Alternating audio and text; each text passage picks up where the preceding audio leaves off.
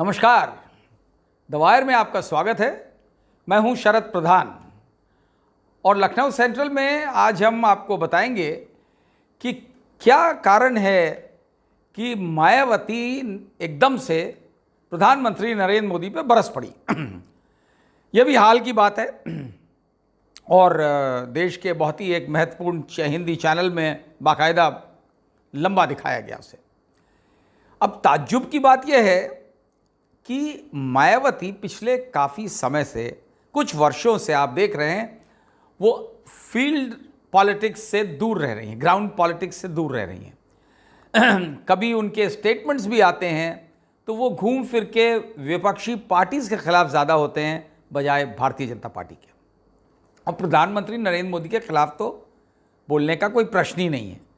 वो बड़े दबे शब्दों में घुमा फिरा करके बोला करती थी और सडनली एकदम से ये वीडियो वायरल हुआ जिसमें कि वो खूब बुरा भला कह रही हैं प्रधानमंत्री नरेंद्र मोदी को और यहाँ तक कह रही हैं कि वो बहुत झूठा आदमी है, वो सच कम बोलता है, झूठ ज़्यादा बोलता है। ये इन लफ्ज़ों में बोल रही हैं, करता है, बोलता है।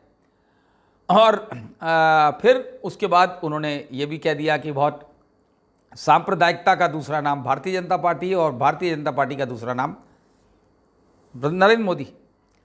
इस तरीके की बात उन्होंने कही।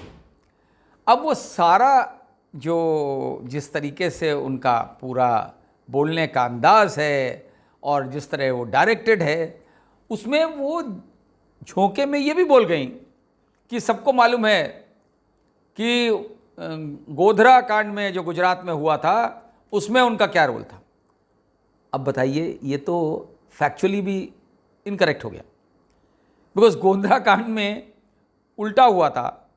वो जो ट्रेन साबरमती एक्सप्रेस यहाँ से अयोध्या से गई थी हिंदूज को लेकर के, 2002 की बात है, उसको अटैक किया गया था गोधरा स्टेशन पे। उसमें आग लगा दी गई थी, उसमें बहुत से लोग बेचारे मर गए थे और ये सारे हिंदू पिलग्रिम्स थे जो यहाँ से जा रहे थे। उसके बाद फिर वो एंटी मुस्लिम राइट्स शुरू हुए और फिर कितने ज़्यादा बड़ी तादाद में मुसलमानों को मारा गया। ये रिटेलिएटरी राइट्स थे और जिस तरीके से किए गए थे उसमें हर एक को इस बात का शक था कि इसमें स्टेट का इन्वॉल्वमेंट रहा है या संरक्षण रहा है, जिस वजह से इतने लार्ज स्केल पे राइट्स हुए थे और पॉइंटेडली टारगेट करके मुसलमानों को। चलिए, लेकिन मायावती ये कहती हैं कि गोधरा के लिए उनको इल्ज़ाम दे रही हैं। भाई, ये तो कभी ये बात तो कहीं नहीं आई। इससे जाहिर होता है कि ये बात मायावती जो मोदी पे बरसी हैं, इसके पीछे कुछ और है, कुछ दाल में काला ज़रूर है। ऐसा नहीं हो सकता कि वो नेता, बहुजन समाज पार्टी की सुप्रीमो, जिनके खिलाफ काफ़ी आरोप हैं बहुत ज़्यादा दौलत, डिस्प्रोपोर्शनेट एसेट्स की, सीबीआई की जांच भी चल रही है और तलवार लटकी रहती है सीबीआई और ईडी की, जिसकी वजह से ये माना जा रहा था कि उसी वजह से मायावती बैकफुट पे हो गई थी और डायरेक्टली बीजेपी को कन्फ्रंट नहीं कर रही थी। क्योंकि सबको मालूम है ईडी यानी एनफोर्समेंट डायरेक्टरेट और सीबीआई का जिस तरीके से खुल्लम खुल्ला पॉलिटिकल राइवल्स के अगेंस्ट इस्तेमाल होता है और उनको डराया जाता है कि भाई आ जाओ, फॉल इन लाइन, नहीं तो ये अभी पहुंचते हैं। और जिस तरह चल रहा है अब कोई उसमें शक और शुबा नहीं रह गया है। तो ये माना जा रहा था कि मायावती भी उसी डर से खामोश हैं कि इश्यूज़ पे बोलती नहीं हैं और प्रधानमंत्री के खिलाफ तो सवाल ही नहीं है, गवर्नमेंट के खिलाफ भी बोलने में वो ज़रा गोलमोल करके बात करती हैं, वरना नहीं बोलती हैं। और अब एकदम से बरस पड़ी तो सीधे नरेंद्र मोदी पे बरस पड़ी। और फिर ये मैंने आपको गोधरा वाला बताया। इन बातों से जाहिर होता है कि ये कहीं से स्पॉन्सर्ड है, कहीं से स्टेज मैनेज्ड है। और कौन कर सकता है, आप समझ सकते हैं। इसको करने के पीछे कहीं ना कहीं सत्ताधारी पार्टी का ही हाथ हो सकता है।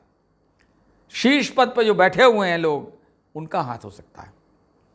ज़रूरी नहीं कि हो, लेकिन जिस तरीके के मैंने आपको बताया जिस बैकग्राउंड में इस तरीके की बात कही है मायावती ने, उससे लगता है कि ये बात कहलवाई गई है, कही नहीं है उन्होंने। नहीं तो इतना बड़ा ये फैक्चुअल एरर भी नहीं करती जो गोधरा वाला करा। तो बिना देखे दाखे इनको कहीं से शायद कह दिया गया हो कि भाई बोला, क्योंकि ये आम धारणा बन चुकी थी। और ये बार बार उनके ऊपर आरोप लगता है कि मायावती बीजेपी की टीम बी बन चुकी हैं। एक ओवैसी और एक मायावती, दोनों के बारे में कहा, दोनों के स्टेटमेंट्स ज़्यादातर डायरेक्टेड रहते हैं विपक्षी पार्टीज के खिलाफ, ना कि बीजेपी के खिलाफ। ऑफ लेट ओवैसी साहब भी सरकार को टारगेट करने लगे।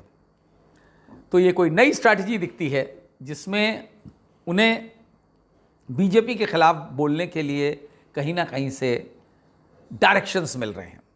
इसी वजह से एकदम से मायावती जिस अंदाज में जो है उन्होंने ऐसा लगता है जैसे कि बिल्कुल ही अब उन्होंने ये तक कह दिया कि नरेंद्र मोदी को मैं प्रधानमंत्री नहीं बनने दूंगी इस बार। और ये भी क्लेम किया कि सांप्रदायिकता के वो इतनी खिलाफ हैं कि पहले भी जब यूपीए 1, यूपीए 2 और सरकारें जो नॉन बीजेपी गवर्नमेंट्स बनी सेंटर में, वो उनके कारण बनी क्योंकि उन्होंने उस वक्त बीजेपी के का विरोध किया। अब आप बताइए, वैसे तो सांप्रदायिकता की बहुत बात कर रही हैं इस वाले वीडियो में, लेकिन अभी हाल में जो आजकल काफ़ी चर्चा है जिस बात की,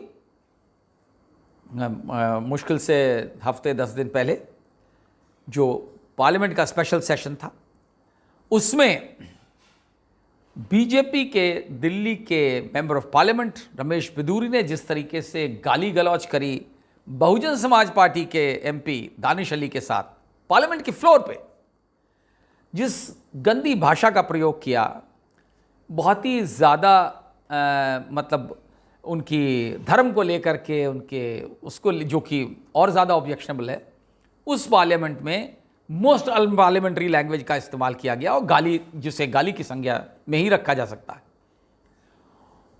वो बात। और दानिश अली उससे बहुत आहत हुए, उन्होंने कहा मैं रात भर सो नहीं पाया। उसके बाद एक पूरी ट्रोल आर्मी शुरू हो गई दानिश अली के अगेंस्ट। वो बीजेपी, वो तो खैर बीजेपी का काम है, लेकिन उस इशू पे मायावती, उनकी पार्टी का एमपी है जो टारगेट किया गया, मायावती ने एक लफ्ज़ नहीं कहा। और इंटरेस्टिंगली ये जो नरेंद्र मोदी पे बरसी हैं, बात भी सांप्रदायिकता की करी, लेकिन फिर उन्हें दानिश अली की याद नहीं आई जो उनकी पार्टी का एमपी है। ये भी दर्शाता है कि मायावती का इस तरीके का बोलना, नरेंद्र मोदी के ऊपर बरसना, इसके पीछे क्या है। और इतना सिंपल नहीं है। वो जो अंग्रेजी में कहा जाता है ना, there is more than what meets the eye. Precisely इसमें यही है कि इसके पीछे लंबी कहानी है। और ये क्यों कर रही है मायावती, इसके ऑब्जेक्टिव भी साफ हो सकता है। देखिए, इस तरीके की बात करके वो मुस्लिम्स में एक अपनी क्रेडिबिलिटी बनाने का प्रयास कर रही हैं। और वो हर इलेक्शन में, पिछले 2-3 इलेक्शन में करती रही हैं कि बहुत सारे मुस्लिम कैंडिडेट्स खड़े करती हैं, जिससे कि मुस्लिम वोट डिवाइड हो जाए।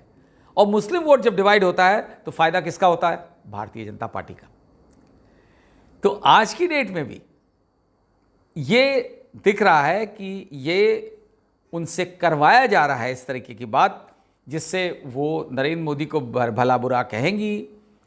तो और इस बात को भी उन्होंने इसमें कहा कि तीसरा मोर्चा, किसी ने सवाल पूछा तो बोली नहीं, ये तीसरे मोर्चे के मैं फेवर में नहीं हूँ, क्योंकि ये मोर्चे एक रोज़ बनते हैं और 2-3 रोज़ बाद फिर कोई खिसक जाता है उसमें से, तो ये चलते नहीं हैं। मैं तो अपनी पार्टी के ज़रिए से पूरे देश में विरोध करूंगी नरेंद्र मोदी का और बीजेपी का, और इस बार उनको सत्ता में नहीं आने दूंगी। अब 2019 के लोकसभा चुनाव में मायावती की पार्टी को 10 सीटें ज़रूर मिल गई थी उत्तर प्रदेश से, लेकिन उसकी वजह थी कि उन्होंने उस टाइम अखिलेश यादव को, मैं कहूँगा, बेवकूफ़ बना करके समाजवादी पार्टी से अलायंस कर लिया था, और ये कह करके कि सब हम पुरानी बातें भुलाए दे रहे हैं, जबकि असली हकीकत ये थी कि उन्होंने अखिलेश यादव को दिखाया, लेकिन इंश्योर किया कि उनका वोट ट्रांसफ़र ना हो सपा को, क्योंकि उन्हें बदला लेना था उस गेस्ट हाउस कांड का जो उनके पिता के दौर में सन 95 में हुआ था, जिसमें कि मायावती पर अटैक हुआ था समाजवादी पार्टी वालों द्वारा। अब ये कारण रहा कि उन्हें 10 सीटें मिल गई। अगर अलायंस नहीं होता सपा से तो शायद 2 सीटें भी ना मिलती। वो फिर 22 के विधानसभा चुनाव में 0 हो गया। पोल परसेंटेज उनका जो है, वोट परसेंटेज, वो भी लगभग 10% गिर गया। उसके बाद कह रही हैं हम पूरे देश में देख लेंगे। सबने देखा है कि उत्तर प्रदेश के बाहर उनकी पार्टी की क्या हैसियत है। कभी राजस्थान में इक्का दुक्का या मध्य प्रदेश में, उसके बियॉन्ड कहीं रीच नहीं है। लेकिन फिर भी आज की डेट में अगर वो इस तरीके की बात कह रही हैं तो समझ लीजिए कि इसके पीछे कहानी कुछ और है, मकसद कुछ और है। और मायावती जो नरेंद्र मोदी के लिए कह रही हैं कि नरेंद्र मोदी जो बोलते हैं वो करते नहीं हैं, और तो मायावती स्वयं भी उससे कोई फ़र्क नहीं है। वो भी जो बोल रही हैं उनका करने का इंटेंशन कुछ और है, और जो कि इस बार बहुत साफ दिखने लगा है। जिस तरीके से एकदम से उन्होंने पलटी मारी है और बरसना शुरू कर दिया नरेंद्र मोदी पे। आप ध्यान रखें, ये इसके पीछे मकसद मायावती का क्या है, ये मैं पहले ही आपको बता चुका हूँ। द वायर के और वीडियोस देखने के लिए सब्सक्राइब करें और बेल आइकन पर क्लिक करें। स्वतंत्र पत्रकारिता की आर्थिक मदद करने के लिए डिस्क्रिप्शन में दिए गए लिंक पर जाएं और अपनी राशि चुनें।